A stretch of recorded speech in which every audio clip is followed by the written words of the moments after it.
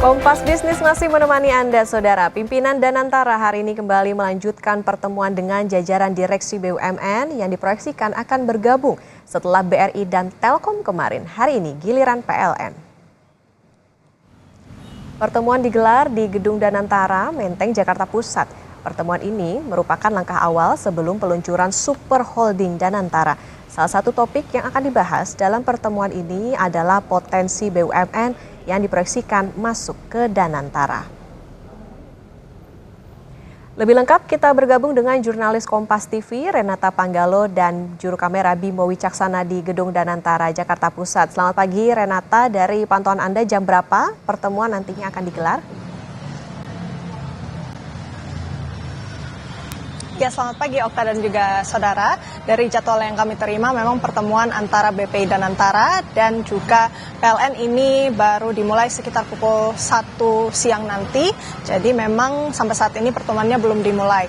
Namun memang yang menjadi menarik atau diantisipasi dalam pertemuan ini tentu kita tahu bahwa PLN ini merupakan salah satu BUMN yang akan bergabung dalam BPI Danantara dan merupakan salah satu BUMN yang strategis begitu. Mengapa strategis? Karena memang PLN ini mencatatkan asetnya per semester 1 tahun 2024 saja ini sebesar 1.691 triliun rupiah. Ini naik sebesar 102 triliun rupiah dari tahun 2020.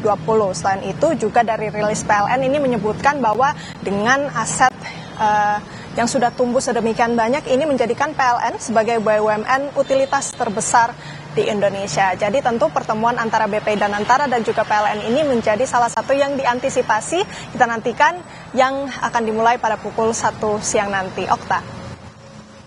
Kemudian dari pantauan Anda, bagaimana pergerakan saham-saham BUMN atau tepatnya BRI dan juga Telkom setelah kemarin dipanggil bertemu pemimpin Danantara?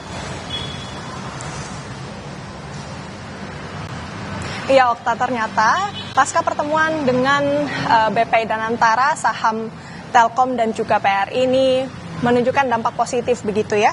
Yang dimana kalau yang kami pantau kemarin harga saham Telkom ini melesat 7,34% ke 2.000 per unit. Sedangkan BRI ini menguat tipis 0,23% ke 4.360 per unit. Adapun yang kami catat ini aset BRI sampai akhir September berjumlah 1.961,92 triliun rupiah. Sementara aset Telkom sampai akhir Juni mencapai 285,99 triliun rupiah. Memang kalau yang kami hadiri juga kemarin ataupun pantau begitu pertemuan antara BPI Danantara dengan Telkom maupun BRI, kedua direktur baik BRI maupun Telkom ini tidak memberikan statement usai melangsungkan pertemuan. Namun dari pimpinan BPI Danantara ini memastikan bahwa respon dari kedua BUMN ini sangat positif. Pertemuan-pertemuan yang diselenggarakan oleh BPI Danantara ini sebenarnya merupakan bentuk perkenalan antara BPI Danantara dengan BUMN yang akan bergabung. Kita ketahui 7 BUMN nantinya akan bergabung. 2 kemarin sudah bertemu, ada BRI dan juga Telkom. Hari ini bertemu juga dengan PLN dan dipastikan dari pihak BPI Danantara transisi BUMN yang akan bergabung ke BPI Danantara ini akan sesuai prosedur. Jadi kita pantau bersama-sama Okta dan juga saudara bagaimana kemudian pertemuan-pertemuan ini akan dilakukan oleh BPI Danantara, karena pertemuan ini masih akan terus berlangsung sampai minggu depan.